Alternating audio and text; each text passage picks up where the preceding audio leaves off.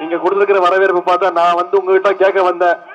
வர்ற சட்டமன்ற தொகுதி சட்டமன்ற தேர்தலில், இந்த லால்குடி சட்டமன்ற தேர்தலில் நம்முடைய அருமை சகோதரர் வெற்றி வேட்பாளர் பாரிவல்லல் அவர்களுக்கு உதயசூரியன் சின்னத்தில் வாக்களித்து ஜெயிக்க வச்சு சட்டமன்றத்துக்கு அனுப்புங்கன்னு உங்ககிட்ட கேட்கறதுக்காக வந்தேன். ஆனா உங்களுடைய எழுச்சியோ ஆரவாரத்தை பார்க்கும்போது ஏற்கனவே நீங்க எல்லாம் ஒரு முடிவு பண்ணி வச்சுட்டீங்க. கரெக்டா முடிவு பண்ணிட்டீங்களா? என்ன முடிவு பண்ணிருக்கீங்க? என்ன சின்னம்? கையை காட்டி சொல்லுங்க. என்ன சின்னம்?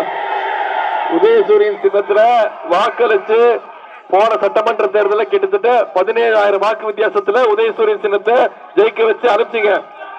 இந்த முறை நான் உங்ககிட்ட கேட்டுக்கொள்வதெல்லாம் குறைஞ்சது 50,000 வாக்கு வித்தியாசத்துல சகோதரர் பாரிவல்லல ஜெயிக்க வச்சு அனுப்ப பண்ணுவீங்களா? இந்த லால்குடியில நம்முடைய வேட்பாளர் வெற்றி வேட்பாளர் பாரிவல்லல் அவர்கள் நிக்கிறாங்க. எதிர் வேட்பாளர் யாரு உங்களுக்கு தெரியும்? அதிமுக சார்பா லாட்டரி டிக்கெட் எப்பேற்பட்ட வேட்பாளர்னு உங்க அத்தனை பேருக்கு தெரியும். ஒரே ஒரு சின்ன எடுத்துக்காட்டு மட்டும் சொல்றேன். அந்த அம்மையாரோட சொத்து மதிப்பு எவ்வளவு தெரியுமா? 6,000 கோடி. அவங்க மேலேயும் அவங்க குடும்பத்து மேலேயும் இது வரைக்கும் 200க்கும் மேல அதிகமான வழக்குகள் இருக்கு. 1000 கோடி அளவுக்கு சொத்துகள் இப்போ வரைக்கும் இடி சிபிஐ நீதிமன்றங்கள்லாம் முடக்கி வச்சிருக்கு. 1000 கோடி சொத்தை மட்டும் முடக்கி வச்சிருக்கிறாங்க. இன்னைக்கு அவங்க குடும்பத்துல ஒவ்வொருத்தரும் ஒரு கட்சியில இன்னைக்கு துட்டு போட்டு வச்சிருக்காங்க. உங்களுக்கு தெரியும். அவங்களுடைய குடும்பத்துடைய ஒட்டுமொத்த நோக்கம் என்ன தெரியுமா? மீண்டும் தமிழ்நாட்டுக்குள்ள எப்படியாவது லாட்டரி டிக்கெட் லாட்டரி தொழிலை கொண்டு வந்து தமிழ்நாட்டு மக்களை சீரழிக்கிறதா அவங்களுடைய ஒரே நோக்கம். லால்குடி மக்களை பணத்தால ஜெயிச்சிடலான்னு தப்பு கணக்கு போட்டு வந்திருக்கிறாங்க. நீங்க அவங்களுக்கு சொல்லுங்க, லால்குடி மண் சாதாரண மண் இல்ல, சுயமரியாதை மண், ஒவ்வொன்றையும் யோசிச்சு முடிவெடுக்கக்கூடிய மண். என்னைக்குமே நீங்க பணத்துக்கு கட்டப்பட்டவங்க கிடையாது, அன்புக்கு கட்டப்பட்டுவாங்க. திமுகவுக்கு உதயசூரியன் சின்னத்துக்கு கட்டுப்பட்டவங்க. அதனாலதான் நான் மீண்டும் கேட்டுக்கொள்வேன், நீங்க வெற்றி பெற வைக்க போவது உறுதி. சகோதரர் பாரிவல்லல ஜெயிக்க வைக்க போவது உறுதி. நான் உங்ககிட்ட கேட்டுக்கொள்வதெல்லாம் எழுத்து நின்று நிற்கக்கூடிய வேட்பாளர், போட்டி எடுக்கக்கூடிய வேட்பாளர் டெபாசிட் போகிற அளவுக்கு நம்முடைய வெற்றி இருக்கணும். செஞ்சு காட்டுவீங்களா? நான் கடந்த 12 நாட்களா தமிழ்நாடு முழுக்க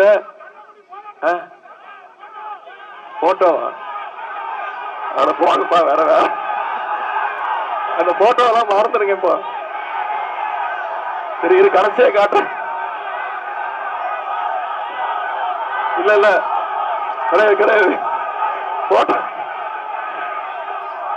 போட்டோ கடைசியா காட்டுறேன். நானு ஒரு 5 நிமிஷம் நான் என்னென்ன சாதனைகள் செஞ்சிருக்கிறோம். இப்போ நம்ம உரிமையா கடைசியா கடந்த 12 நாட்களா தமிழ்நாடு முழுக்க கிட்டத்தட்ட 60 சட்டமன்ற தொகுதிக்கு போய் அங்க இருக்கக்கூடிய மக்களை சந்திச்சு நம்முடைய வேட்பாளர்களுக்கு வாக்கு கேட்டுட்டு இன்னைக்கு இந்த லால்குடி தொகுதிக்கு வந்திருக்கிறேன். 60 தொகுதிக்கும் நம்முடைய சட்டமன்ற வேட்பாளர்களை அழைச்சிட்டு போயிருக்கிறேன். போய் வாக்குறுதி கொடுத்து கேட்கிறேன், உதயசூரியன் சின்னத்துக்கு வாக்களிங்க. எந்த தைரியத்துல கேட்கிறேன்? ஏன்னா கடந்த 5 வருஷத்துல அத்தனை திட்டங்களை ஒவ்வொரு தொகுதிக்கும் நம்முடைய முதலமைச்சர் செஞ்சு கொடுத்திருக்கிறாருங்கிற அந்த மன உறுதியோடையும் தைரியத்தோடையும் போய் கேட்கிறேன். இந்த லால்குடி தொகுதியில என்னென்ன பண்ணி கொடுத்திருக்கிறோம் ஒரு சின்ன எடுத்துக்காட்டு படிக்கவா? இன்னைக்கு 32 கோடி ரூபாய் மதிப்பீட்டுல புதிய பேருந்து நிலையை யாரு கட்டி கொடுத்தா? நம்முடைய திராவிட மாடல் அரசு. நான் தான் 2 மாசம் முன்னாடி திறந்து வச்சேன், ஞாபகம் இருக்கா? அதே மாதிரி 109 கிராமங்கள்ல 240 கோடி ரூபாய் மதிப்பீட்டுல கூட்டு குடிநீர் திட்டம் யார் கொண்டு வந்தது? நம்முடைய அரசு, நம்முடைய முதலமைச்சர் கொடுத்தாரு. 20 இடங்கள்ல 3 கோடி ரூபாய் மதிப்பீட்டுல குளங்கள் தூர்வாழ்கின்ற பணி இன்னைக்கு நடைபெறுகிறது. அரசு மருத்துவமனையில இன்னைக்கு 7 கோடி ரூபாய் ஒதுக்கீடு செய்யப்பட்டு புதிய தாய் சேய் நல பிரிவு கட்டிடம் கட்டப்பட்டிருக்கு. 20 இடங்கள்ல சுமார் 3 கோடி ரூபாய் மதிப்பீட்டுல குளங்கள் தூர்வாரும் பணி நடைபெறுகிறது. புதூர் உத்தமனூர் ஊராட்சியில இன்னைக்கு பிரைமரி ஹெல்த் சென்டர், புதிய ஆரம்ப சுகாதார நிலையம் கட்டி கொடுத்தது யாரு? நம்முடைய முதலமைச்சர், நம்முடைய திராவிட மாடல் அரசு. இன்னைக்கு திருமணங்கலம் ஊராட்சியில 14 கோடி ரூபாய் மதிப்பீட்டுல ஒரு டேம் கட்டி இருக்கிறோம், தடுப்பணை கட்டி இருக்கிறோம். லால்குடி நகராட்சிக்கு அலுவலகத்திற்கு இன்னைக்கு புதிய கட்டிடம் கட்டி கொடுத்திருக்கிறோம். 10 கோடி ரூபாய் மதிப்பீட்டுல திடக்கழிவு மேலாண்மை பணி இன்னைக்கு நடைபெற்றிருக்கிறது. புல்லம்பாடி ஊராட்சி ஒன்றியத்திற்கு 4 கோடி ரூபாய் ஒதுக்கீடு செய்யப்பட்டு இன்னைக்கு புதுசா அலுவலக கட்டிடம் கட்ட கொடுத்திருக்கிறோம். குமலூர் அரசு கலை மற்றும் அறிவியல் கல்லூரியில இன்னைக்கு புதுசா வகுப்பறை கட்டிடங்கள் கட்டி கொடுத்திருக்கிறோம். கள்ளக்குடி, பூவாலூர், புல்லம்பாடி பேரூராட்சியில இன்னைக்கு 62 கோடி ரூபாய் நம்முடைய முதலமைச்சர் ஒதுக்கீடு செஞ்சு இன்னைக்கு பல்வேறு பணிகள் நடைபெற்று வருகிறது. சுமார் 250 கோடி ரூபாய் மதிப்பீட்டுல இன்னைக்கு கூட்டு குடிநீர் திட்டம் செயல்படுத்தப்பட்டிருக்கு. இத்தனையும் நம்முடைய திராவிட மாடல் அரசு, நம்முடைய முதலமைச்சர் அவர்கள் இந்த லால்குடி தொகுதிக்கு செஞ்சு கொடுத்துட்டு இன்னைக்கு மீண்டும் எங்களுக்கு ஒரு வாய்ப்பு கொடுங்கன்னு கேட்டு உங்ககிட்ட வந்திருக்கிற. இது மட்டும் இல்ல, பல்வேறு திட்டங்கள்ல போன முறை சட்டமன்ற தேர்தல் போது நாம சொன்ன வாக்குறுதிகள், சொன்ன திட்டங்கள் அத்தனையும் செஞ்சு கொடுத்திருக்கிறோம். உதாரணத்திற்கு மகளிர் உரிமை தொகை திட்டம் கொடுத்தமா? இன்னைக்கு 1,31,00,000 மகளிருக்கு மாசம் 1000 ரூபாய்,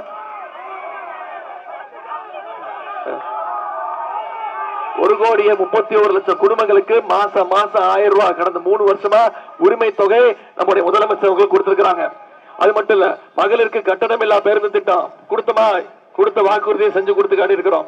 இன்னைக்கு நம்முடைய தலைவர் போட்டோவே இருக்கேப்பா, அவ்வளவு பெரிய உலக புகழ் பெற்ற போட்டோ ஆயிடுச்சு அது.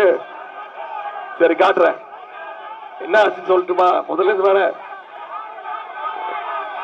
திரு மோடி அவர்களுடைய, சரி நம்முடைய தலைவர் தொடர்ந்து சொல்றாருல, வர்ற சட்டமன்ற தேர்தல் மிக மிக முக்கியமான தேர்தல். ஏன் முக்கியமான தேர்தல்? இந்த தேர்தல் டெல்லி அணி வெர்சஸ் தமிழ்நாடு அணி. தமிழ்நாடு அணி யார் கேப்டன்? திமுக தான் கேப்டன், நம்முடைய தலைவர் தான் கேப்டன். டெல்லி அணின்னு சொல்றோம்ல, கடந்த 5 வருஷத்துல ஒன்றிய பாஜக அரசு தமிழ்நாட்டுக்கு நமக்கு ஏதாவது செஞ்சிருக்காங்களா? நம்ம கேட்கிற நிதி உதவி கொடுக்கறாங்களா? தமிழ்நாட்டுக்கு ஏதாவது திட்டங்கள் கொடுத்திருக்காங்களா? இது எதுவுமே இல்லாம நம்முடைய முதலமைச்சர் தமிழ்நாட்டுக்கு இவ்வளவு செஞ்சிருக்கிறோம், இவ்வளவு சாதனைகள் கொடுத்திருக்கிறோம், இவ்வளவு திட்டங்கள் கொடுத்திருக்கிறோம்.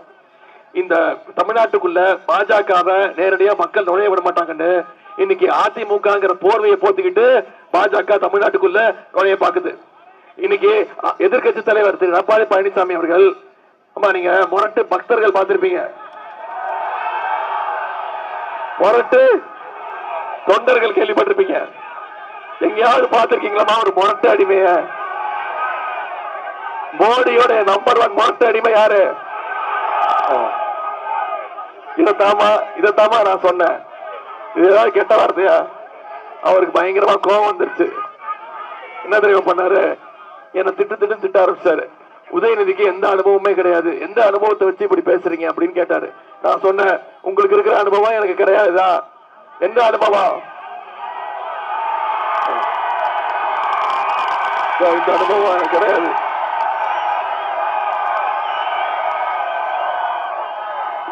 கீழே ஒருத்தர் படுத்திருக்காருமா,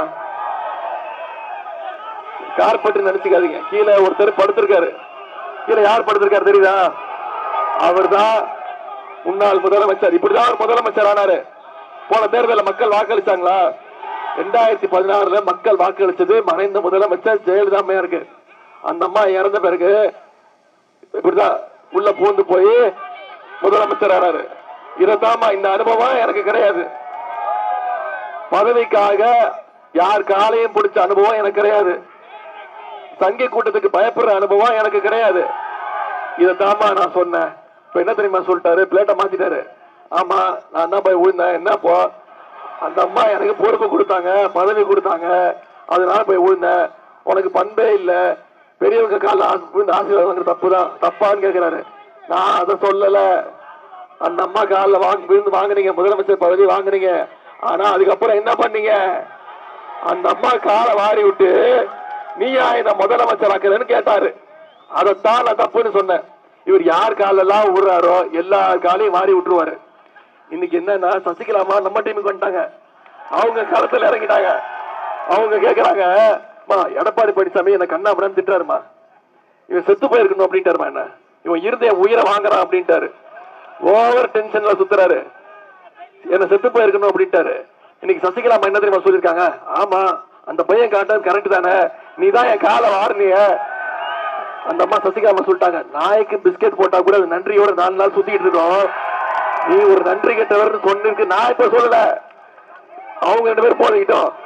இனிமே நம்ம வேடிக்கை பார்ப்போம், அவ்வளவுதான். இங்க பாருங்க போட்டோ நான் காட்டல, என் விருப்பப்படி நான் காட்டல, நீங்க கேட்டுருக்கீங்க. ஆமா இது இப்படிப்பட்ட ஒரு அடிமை கூட்டத்தை தமிழ்நாட்டுக்குள்ள மீண்டும் நுழைய விடக்கூடாது.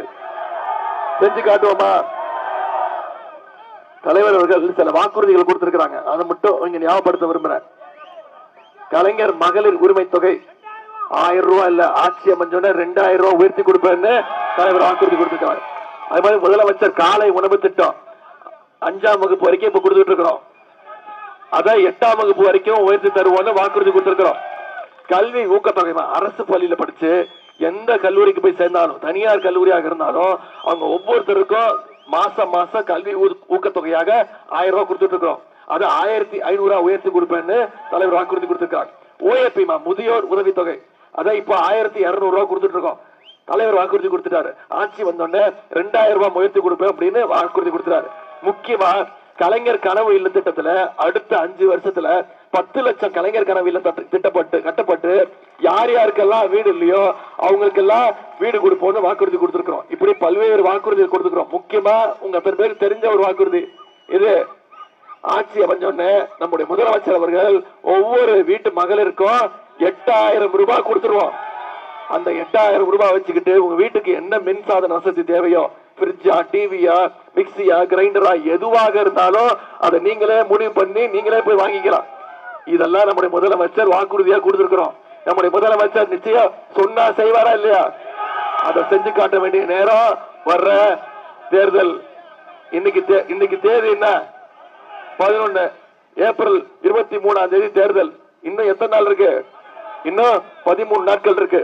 அடுத்த 13 நாட்கள் நீங்க ஒவ்வொருத்தரும் போய் ஒவ்வொரு வாக்காளரும் சந்திச்சு ஒவ்வொரு வீடா ஏறி இறங்கி ஒவ்வொரு வீடா போய் நம்முடைய திட்டங்களை சொல்லி ஏன் திமுகவுக்கு வாக்களிக்கணும், ஏன் உதயசூரியன் சேர்த்துக்கு வாக்களிக்கணும், ஏன் சகோதரர் பாரிவெல்லலுக்கு ஜெயிக்க வைக்கணுங்கிற பிரச்சாரத்தை செய்வீங்களா? நீங்க 23ஆம் தேதி வாக்குச்சாவடிக்கு காலில் போனீங்கன்னா வாக்குப்பெட்டி இருக்கும். வாக்குப்பெட்டியில முதல் பேரு திரு பாரிவெல்லல் பேரு, முதல் சின்னம் உதயசூரியன் சின்னம். வாக்குப்பதிவின் போது முதல் இடத்துல இருப்போம். வாக்கு எண்ணிக்கை 4ஆம் தேதி, மே 4ஆம் தேதி.